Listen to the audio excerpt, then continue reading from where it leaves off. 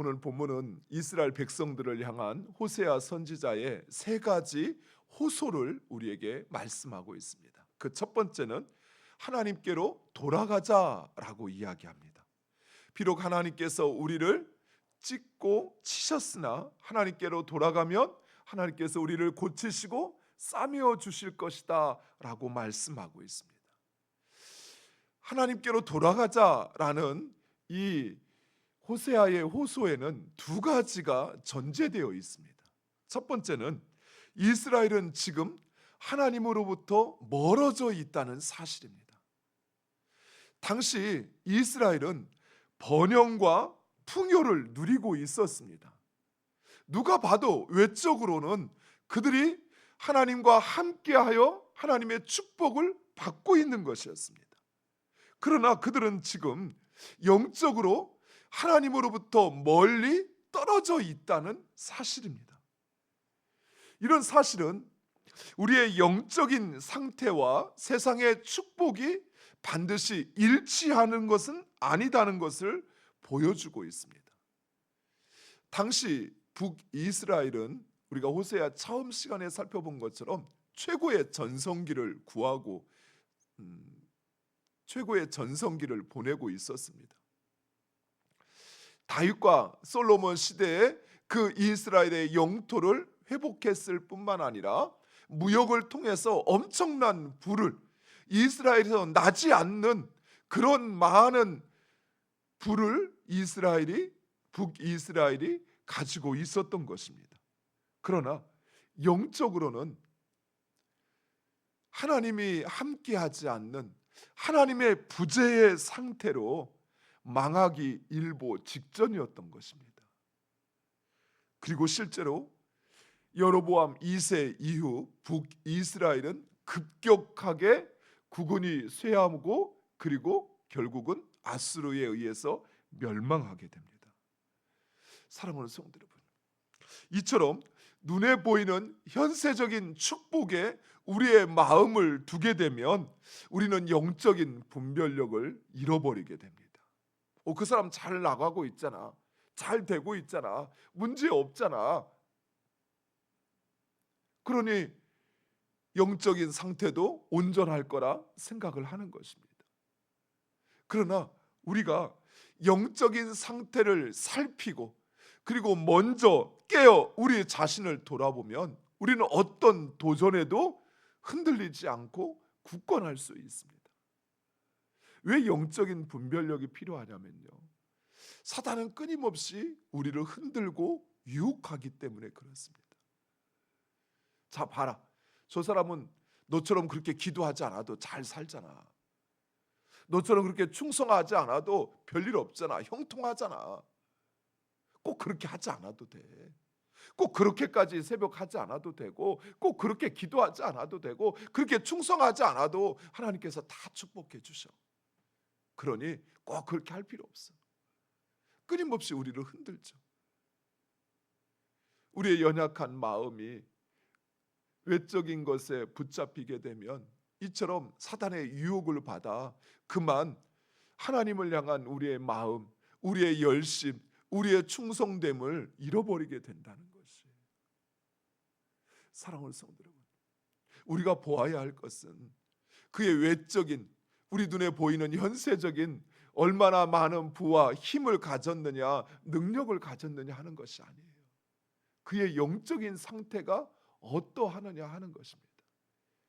이유로 살펴보겠지만 그가 진정 하나님이 원하시는 것을 행하고 있는지, 아니면 겉으로 제사를 드리고 많은 제물을 드리니까 아무런 문제가 없는 것처럼 보이지만 그러나 실상 하나님이 원하는 것은 행하지 않는다면 그의 영적인 상태는 지금 위기 가운데 있는 것입니다.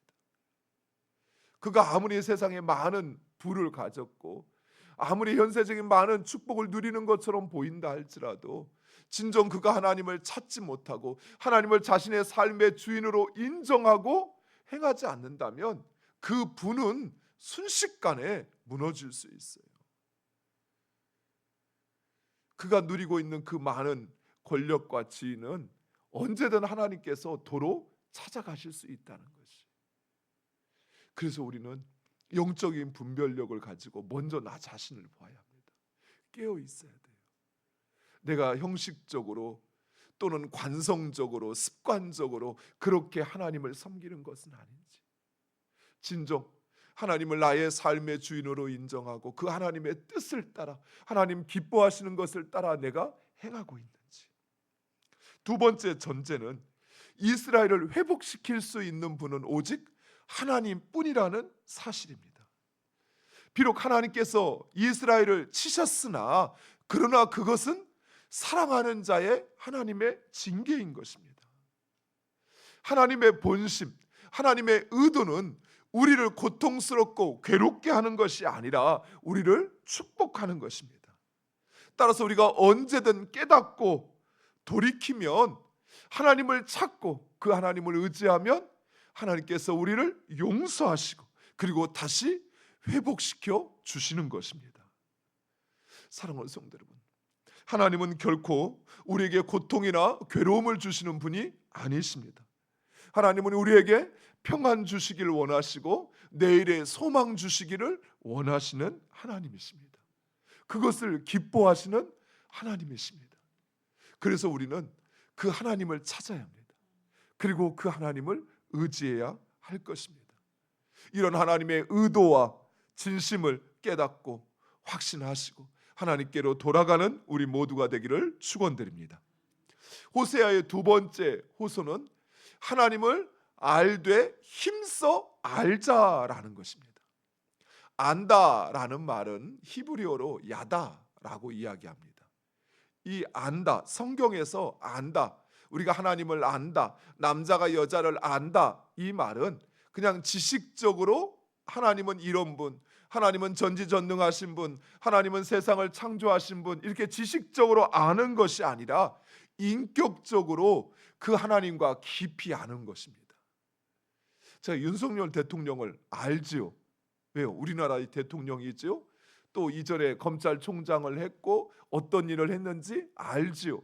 그러나 인격적인 관계는 없지요. 이것을 성경에서는 안다라고 말하지 않습니다.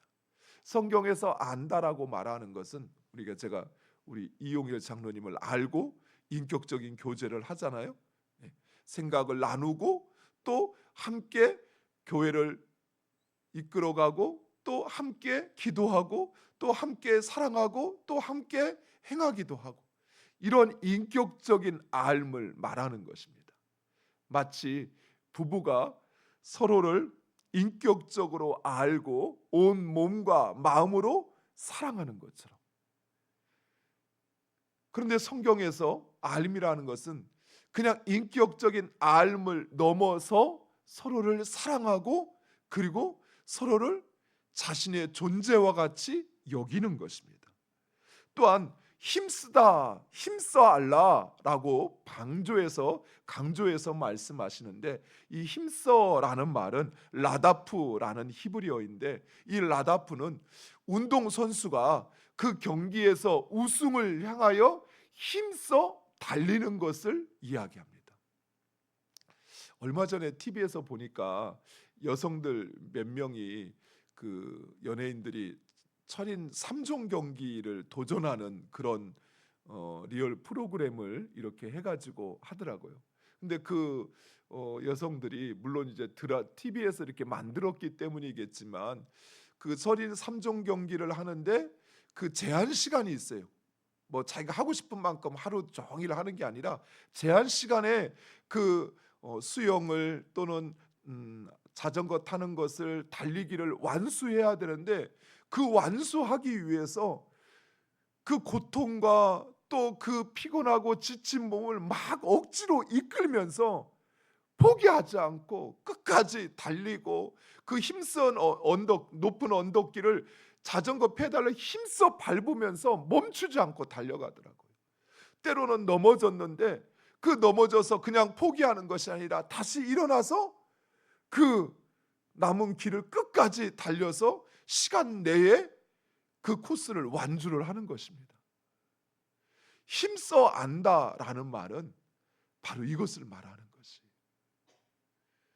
그냥 알려지는 것 정도 알고 하는 것이 아니라 진정 하나님이 어떤 분이시고 또 나의 삶에서 그 하나님이 무엇을 원하시는지 그저 들려지는 것으로 아는 것이 아니라 찾고 그것을 구하고 그리고 그것을 내 삶에 체득하기 위해서 끊임없이 노력하고 희생하고 헌신하는 것입니다. 하나님을 아는 것이 우리에게 중요한 이유가 있습니다. 그것은 바로 우리의 운명이, 우리의 삶의 구원이 하나님의 손에 달려 있기 때문에 그렇습니다. 사무엘상 2장에 보면 엘리의 아들들이 등장하는데 성경은 그들이 하나님을 알지 못한다라고 이야기합니다. 근데 여러분, 엘리의 아들들이면 누구입니까? 당시로는 제사장이요 선지자입니다. 지식적으로는 아버지에게 들어서 누구보다도 하나님을 잘 알고 있는 사람들입니다. 제사장보다, 당시 제사장이 많았던 것이 아니었어요. 엘리 제사장 한 사람이었기에 그 제사장으로부터 또 그 선지자도 많았던 것이 아니었습니다. 오로지 엘리 선지자 한 사람이었습니다. 그 한 사람을 통해서 직접 들었으니 얼마나 많이 알겠습니까? 그런데 성경은 하나님을 알지 못했다라고 이야기해요. 알지 못하니까 어떤 일을 벌입니까? 백성들이 하나님께 제물을 드리려 찾아오면 그 제물을 빼앗고 또 성전에서 수종드는 여인들과 동침을 하고, 그런데요 거기서 끝난 것이 아니었어요. 이 엘리의 두 아들들이 블레셋과의 전쟁에 나가는데 그 전쟁에서 패배한 이유가, 전쟁에서 목숨을 잃은 이유가, 그리고 그로 말미암아 그 가문이 멸망하게 된 이유가 하나님을 알지 못했기 때문이다 라고 말씀하고 있습니다. 전쟁의 능력도 부족한 것이 아니요, 전술이 부족한 것이 아니라 하나님을 알지 못했기에 망했다는 것입니다. 사랑하는 성도 여러분, 우리는 하나님을 알아야 합니다. 무엇보다도 하나님께서 나에게 원하시는 것이 무엇인지 알아야 돼요. 오늘 본문의 호세아 선지자는 하나님께서 우리에게 원하시는 것이 무엇이라고 했습니까? 제사나 제물이 아니에요. 하나님이 우리에게 원하시는 것은 인애입니다. 인자하신 하나님, 그 하나님과 같이 나의 삶에서도 인애한 삶을 사는 것, 그것이 하나님께서 우리에게 원하시는 것이에요. 서로를 향하여 인자하고 서로를 향하여 사랑의 마음을 가지고 행하는 것, 그것이 하나님께서 우리의 제사보다, 우리의 제물보다 더 귀히 여기시고 그것을 원하신다는 것입니다. 사랑하는 성도 여러분, 하나님을 안다는 것이 바로 이것입니다. 하나님이 원하시는 것이 무엇인지 알고 그리고 그 하나님을 닮아가는 것, 이것이 하나님을 아는 것입니다. 사랑하는 성도 여러분, 우리는 하나님을 알아야 합니다. 알되 그냥 아는 게 아니라 힘써 아셔야 돼요. 그 하나님을 닮기 위해서 내 성품에, 내 인격에 한 자락이라도 그 하나님이 어떠하신가라고 하는 것이 나의 삶에 체득되어지고 체화되어져서, 그래서 내 삶에서 그 하나님의 그 인자심이 나타날 수 있어야 돼요. 내가 아무리 열심을 가지고 하나님을 예배한다 할지라도 내 삶에 하나님의 성품이 나타나지 않는다면, 그래서 내가 하나님의 자녀인 것이 세상 사람들에게, 아니 나와 함께하는 지체들에게 인정받지 못한다면 그것은 하나님을 모르는 것이에요. 호세아의 세 번째 호소는 이스라엘의 멸망을 전철 삼으라는 것입니다.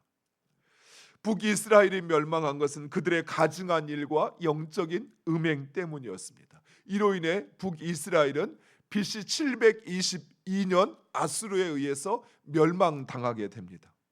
유다는 이런 북이스라엘의 멸망을 전철 삼아 스스로를 돌아보라는 것입니다. 하지만 유다는 약 150년 후 BC 586년 북이스라엘과 똑같은 결말을 맞이하고 말았습니다. 왜요? 돌이키지 않았으니까요. 회개하지 않았으니까요. 사랑하는 성도 여러분, 지금 인류 한쪽에서는 전쟁이 일어나고 있어요. 우리 이렇게 평상시에 살다가 어디서 쿵 하거나 아니면 번개가 내리쳐서 벼락이 쾅 하고 내리치면 그 소리로 깜짝 놀라잖아요. 무슨 일이 있네. 얼마 전에 한번 이쪽 정말 번개가 내리치는데 치자마자 소리가 나가지고 여기 어디 가까운데 큰일이 있었구나라고 이렇게 생각을 했는데, 그런 벼락 같은 소리가 날마다 내 주변에서 울린다고 생각해 보세요. 지금 인류 한쪽에서는 그런 전쟁이 일어나고 있습니다. 또 한 곳에서는 기근과 가뭄과 또 굶주림에 사람들이 굶어 죽어가고 있어요. 그런데 그들에게 향한 그 하나님의 경고를 우리가 듣지 못하고 남의 일처럼 여긴다면, 우리도 그 전쟁의 소용돌이 속에 언제든 들어갈 수 있다는 사실 앞에 먼저 깨어서 하나님 앞에 회개하지 않는다면, 그것이 언젠가 우리에게도 찾아올 수 있다는 사실이에요. 사랑하는 성도 여러분, 우리가 잘해서 평안하고 우리가 정말 하나님께 충성해서 우리가 이처럼 번영하다라고 자신 있게 말할 수 있는 사람이 얼마나 될까요? 우리 가운데. 오히려 하나님께서 멸망당에 마땅한 우리들을 긍휼히 여기셔서 그래서 우리가 아직은 평안하고 아직은 그래도 살만하다라고 말할 수 있지 않을까요? 하나님의 긍휼이잖아요. 그렇다면 우리가 그 하나님 앞에서 행하여야 할 것이 무엇일까요? 우리의 죄를 회개하는 것입니다.